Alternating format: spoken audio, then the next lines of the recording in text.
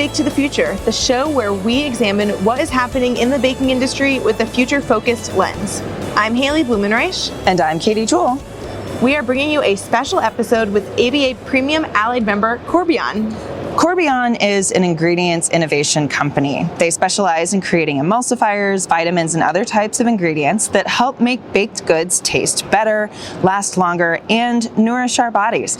Today, we're recording from IBIE, the International Baking Industry Exposition, where we had the chance to sit down with Ricardo, Moreira, Director of Product Management, Preservation, and Frank Segers, Scientist of Microbiology. Welcome to the show, guys. Thank you so much for having us. Yes. So if you hear the background noise, it's because we are recording this from atop the AVA BIMA booth on the West Hall. Everything happens. That's where everything happens, exactly. So we like to start this show getting to know you a little bit better, and we like to start with the hardest question of the day. What is your favorite baked good? We'll start with Ricardo. Oh, I love croissants. Okay. So that's easy to say. Any particular flavor of croissant? Just a plain one. Straight up. Straight croissant. That for me. When they do it well, I mean, and they nail it, it's hard to compete with something else. Yeah. How about you, Frank? I like Danish. Yeah. That seems okay. Well, any particular flavor? Now you have to pick a flavor. Yeah, something sweet. Okay. Cherries. Cherries. Okay. Yeah. I mean, there's no wrong answer, but I do sometimes when people are vague, I like to get a little bit more into. We don't see them that often in the Netherlands, so every time I'm abroad, I pick them if I can. Have you seen any good cherry danishes here on the floor? I haven't really looked for them yet. Oh, you've really been at the booth, haven't you? Yeah, I've been walking around. It was too busy to get some samples. Yeah. Okay, well, maybe sometime today or tomorrow you'll have a chance to leave the booth. Well, we want to talk also getting to know you guys. Haley and I, we are from outside of the baking industry world, and I always think that it's super fascinating to find out your professional journey to get, how you got to where you are today. So Frank, you're a scientist of microbiology. Mm-hmm. So talk to us about how that started and kind of what brought you to this point. Yeah, so I went to Wageningen University in the Netherlands to study biology. And there I actually was already focused on biotechnology, and I ended up with microbiology, of course. I wanted to specialize in something, so I ended up for genetics. And genetics is, if you're starting to study genetics, you automatically roll into the world of fungi, because it's used a lot for as a model organism for genetics basically. And these fungi are very fascinating, or molds, and then I grew further into that, did some internships, and then I wanted to continue further, so I got my master's also on that. And then I moved to the CBS at that time, which is the central, it's the Fungal Biodiversity Center in the Netherlands. So it's in Utrecht. Nowadays it's called the Westerdijk Institute, and I went there for my PhD. And my PhD research was on molds in the indoor environment. So how do molds grow in our indoor environment if you're changing relative humidity and changing water activity?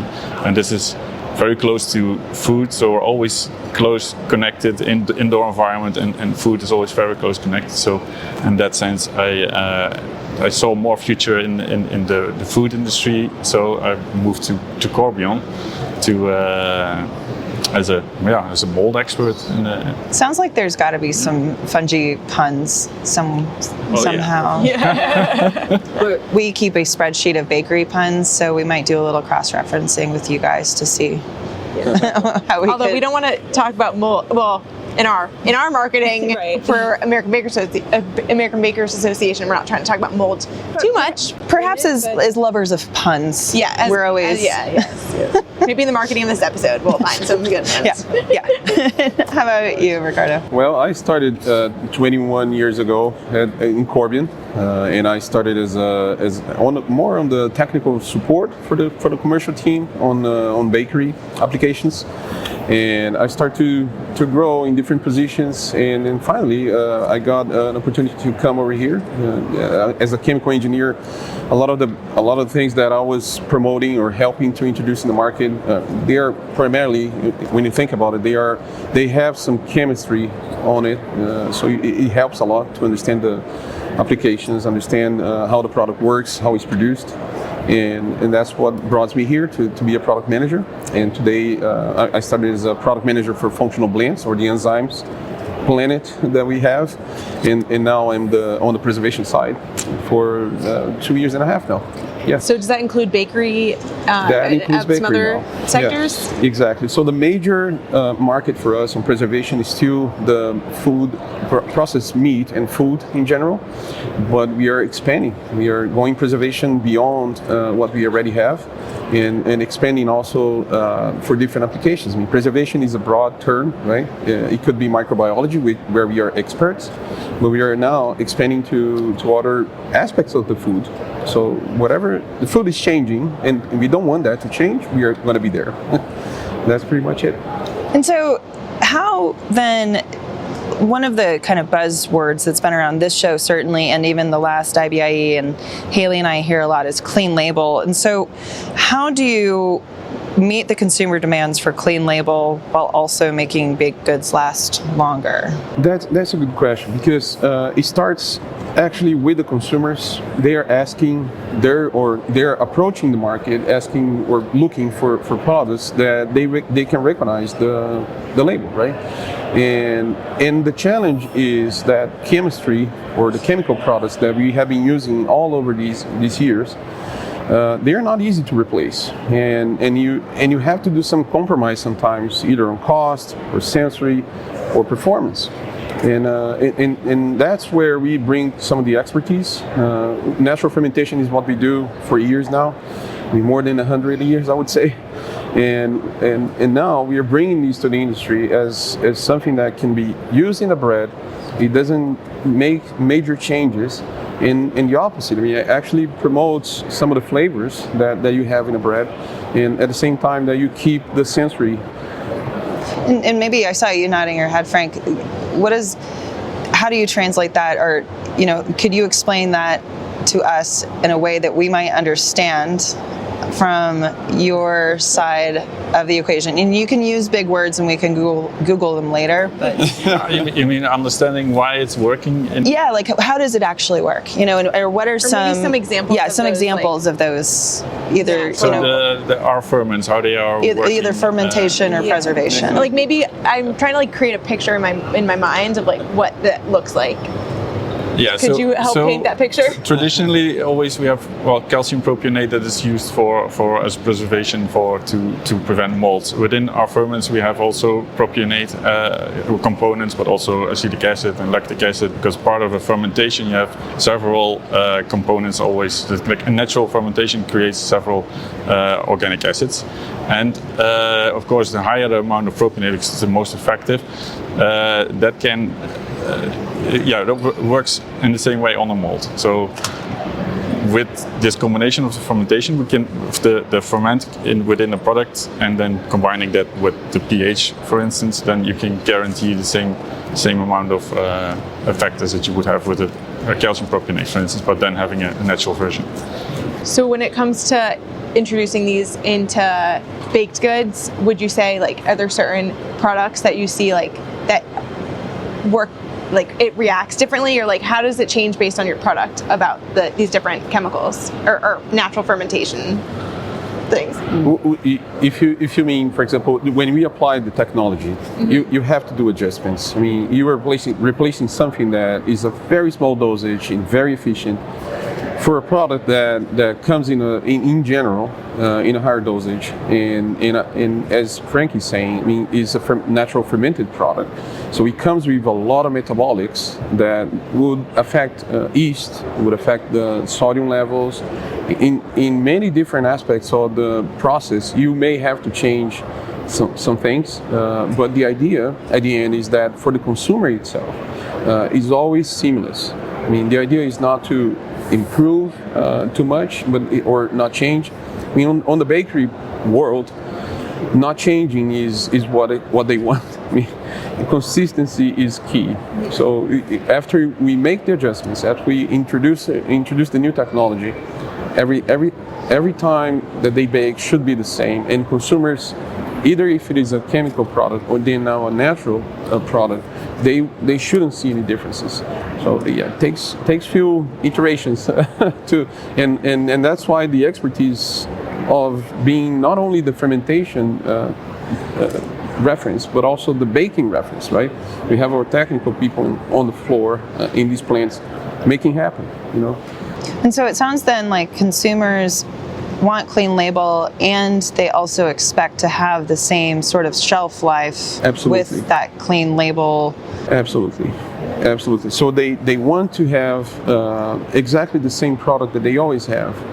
But when they turn the package and they start to see what is made from, right? What are these companies using? They want to recognize these ingredients. The chemical age is still there, right? I mean, we still have some brands and some places or costs that people are still, some consumers, they really don't mind still, right? Or they don't want to change anything, even if it is on the chemical side. But most of them are now going to, hey, I want to recognize this, but I don't want this to change. I actually want my product as I always have. This is something interesting. The consumers, they own the brand.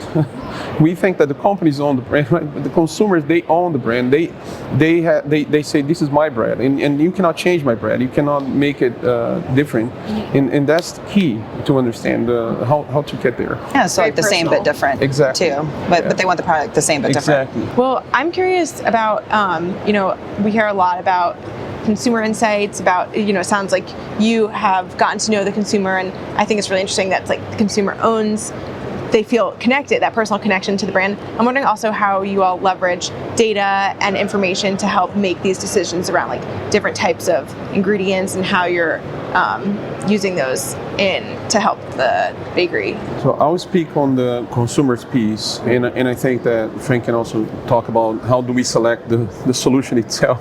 But on the consumer side, what we do is that we go ahead and ask for our the consumers or the customers, right?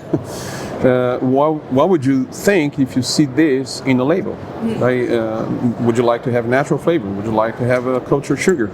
And these questions is what is driving us to select what we use in our plants in order to ferment. So if you think about some natural solutions, not everything that is natural would exactly or would primarily be well received by the consumers, right? Some things are really not what they expect to see. If I say, hey, do you want to see onion extracting your bread? I mean, I don't think so, right? It is natural, but it's not necessarily what they want to see. So that's how we select primarily the substrates and everything that we are going to naturally ferment. Now, after we naturally ferment, then Frank help us to define which one.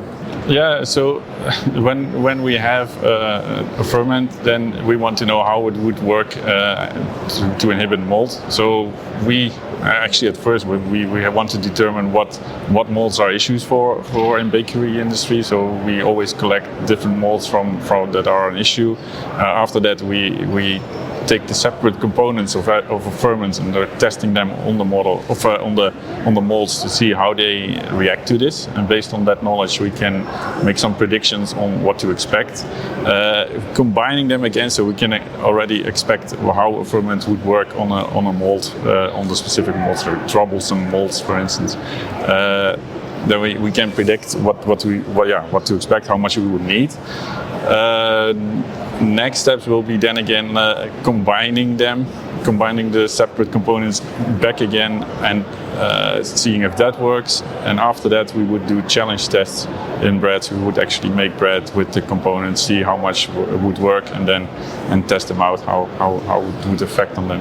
Yeah. So do you kind of like when we visited Corbion, we took a tour and we saw the bakery lab, and we saw your folks measuring the bread, Oh yeah. like on the different machines with the laser. we were fascinated. And so do you also have like a mold library? Like do you keep all these? So I'm just imagining like, top secret government underground bunker. Oh yeah. This is where the spores You don't live. need to disclose the location. I think that's like in Corbion we have a collection of over 6,000 different isolates, I think. So, but a lot of that is also bacteria because it's not only for molds, but we have also a large amount of molds, it's not only from bakery products necessarily, but we have a very large collection and understanding of how they are acting. Yeah, that's all the spores. all in the -80 freezer. Yeah. Okay. Okay, so they're And that's Is that that's, Celsius? Celsius? Yeah, Celsius. Sorry, yeah. And that's where I think for us is different than sending a sample. It's not just preparing something and saying, "Oh, do you want to try this?" No, there is so much background on what we do. Trying to, as Frank is saying, just going in there and testing everything, every single component on these ferments, and going for the library, as you say, and saying, "Well, does it work? Does it work for this one? For this one? For this one?" I mean, all checking all the boxes and then approaching the customers with a solution. That's I think is different than, "Oh, I have a ferment. Can you try this?" No, it's more than that, right? Yeah. Yeah, I spent some time talking to your folks at, we were talking about breads and like, if you put it in the toaster and it's toasted, it'll kind of stay fresher, or it won't have like a mold growth as much. Anyway, I had a whole conversation with her about that. That was super. Do you want the chemical breakdown? Of Yeah, well, why I that's think the that case? she wanted to give it to Yeah. me, and then she saw me kind of glaze over a little bit, and Well, is there a quick way to describe like the different ways that bread can go bad? A lot has to do with moisture, I think. Also, if you're toasting it, you get a lot of the moisture out. So then, what is still left in it is very limited for the mold to grow. But it also means that you're concentrating your solution that's in it. So our ferments that would be in it, if you're drying it out, if your moisture levels goes down, it becomes more effective. So you will get less mold growth again. On top of that, Maybe hard yeah, and stale. yeah. In this case, that's a toast. So it's but What is interesting also is that if you think about the industry itself, it can go bad if the industry also doesn't do a little bit of the homework, right? Cleaning the plants and good manufacturing practices. We had a test. That's a funny one. We had trials in the customer, and we said, "Can you try? I mean, we are going to help you." So we did the plant trials, and then breads were coming back from the plant, and we were. It's a visual analysis, right? It's molding or not. It's just looking to the packaging, and then one of the breads you could see the 5 fingers in the bread because somebody forgot that they cannot touch the bread. I mean, as soon as you do that, you're contaminating. So good practices, good recommendations, cleaning the plants. I mean, Frank, for example, he can go to a plant and pretty much just help someone, right? It's not pointing the finger. It's just saying, hey, maybe you would consider putting more protection here, cleaning here, drying here, that kind of recommendations, right? That's interesting. just seems super fascinating. And like you guys work very closely with, I know, a number of universities in the United States and certainly in Europe, you likely do as well. As we think about the future, and I'm thinking about students in science, what can be done, or what do you think, like what drew you to the baking industry, Frank? Because, I feel like the science part of this, and we always say bakery is a science, and, this conversation is definitely teaching us that. What can you say, or like what intrigued you about coming to this industry, and how do you think that you could talk to students who are studying science about our industry? Yeah, so I was of course very interested in fungi and mold, and that's how I somehow rolled into this. And then for bakery, molds is just a very complicated thing. So I felt like that's something fitting very nicely as a good challenge to solve. So that's and then the more I got into bakery, indeed I realized that bakery is definitely a science on its own. It's really, there's a lot going on. So if you want to apply a certain thing, then something else changes, and you need to solve that again. So that's really, really interesting, and that you're continuously having to be aware and adapt. And yeah, I really like that about it. Yeah, that's the scientist in me, of course. It's really like solving the problems or the challenges, and yeah. And I know that's not specifically about what Corbion does, but I'm always really interested. And we talked a little bit about professional journeys earlier, but of course. I mean, look at me. I'm a chemical engineer, so nothing on me would go for bakery automatically, right? But as soon as you start to know, you start to find out the challenges that they have, things that they have to solve every day, and how fast it's changing. I mean, we are talking about AI now in bakeries. I visited a bakery in I think in north of the country, and it's fully automated. You go there and you have 3 people walking and taking notes, and all the robots and everybody just watching that. And the industry is changing. The challenges is still the same somehow. I mean, it's one of the most old industries if you think about it, right? Baking is as old as it can be, right? But at the same time, how do you make sure that you do always the same? That you can ship something from across the country or export that, and it's still working. Flour, ingredients, all of that is changing super fast, and it is not a boring at all field, because again, you have always a new thing happening, a new demand from the consumers, a new trend. So if I was a student today, I mean, think about it. You are in an industry that doesn't have any hazards per se. I mean, it's not like a deep chemical or dangerous to be. No, it's nice. It always smells amazing. Nice, right? And you got to know so many cultures, so many styles, and it's always changing. cultures both in the scientific sense Absolutely. and the grand That's good. sense of culture. Yes. Every country bakes their own recipe, right? Yeah. Sorry. Yeah. I heard the culture thing. Had to go in there and claim it. Well, is there anything else that you all want to share with us about Corbion, about your work that we haven't touched on yet? Well, if I can say something, we are just scratching the surface on this field. We have much more coming. I mean, Frank is part of this plan that we want to be experts in what we do, and there are some tools and models that are coming. More ingredients are coming, new things, new substrates, new ways of using. New services as well. We have the 360, which is approaching the industry and as a holistic way, serving them with all kinds of tools, models, services, ingredients. So just wait for us. It's going to be amazing. The next few years are very exciting. Awesome. Do you have anything else to add, Frank? That I can think of right now, actually. Well, it sounds like this conversation really does fit perfectly with Bake to the Future, because we're all very future focused, and it sounds like there's so much exciting things happening on the horizon for Corbion, so we'll have to stay tuned with what else is coming out. Oh, you know what? I do want to ask another question. I ask this a lot of times. So we're here at IBIE in 2022. What will we be talking about in 2025? Oh, maybe in 2025, we are going to talk about how much less things consumers want to see there, and how fast they want things to happen. I think that's trends that are never going away. They want less and less in their labels. They want more artisanal than ever, more traditional, and link it to the origins of everything.